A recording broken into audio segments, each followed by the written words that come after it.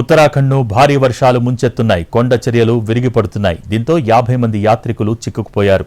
11,473 అడుగుల ఎత్తులో ఉన్న మద్మహేశ్వర ఆలయం సమీపంలో ఉండిపోయారు. కొండ చర్యలు విరిగిపడి మార్కండ నదిపై నిర్మించిన తాత్కాలిక చెక్క వంతెన కొట్టుకుపోయిందన్నారు అధికారులు. దీంతో గురువారం యాత్రను నిలిపివేసినట్టు తెలిపారు. దీంతో 50 మంది యాత్రికులు, కొందరు స్థానికులు మద్మహేశ్వర ఆలయం సమీపంలో చిక్కుకుపోయారని వెల్లడించారు.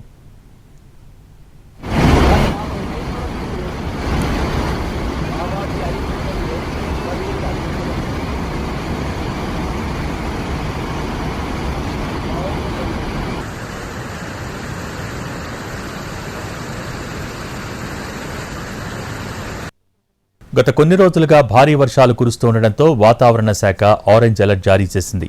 గత ఏడాది కూడా ఈ ఆలయానికి వెళ్లే మార్గంలోని ఓ వంతెన కూలిపోయింది. దీంతో మార్గమధ్యలో చిక్కుకుపోయిన దాదాపు 300 మంది యాత్రికుల్ని ఎన్డీఆర్ఎఫ్ బృందాలు సురక్షితంగా తరలించాయి.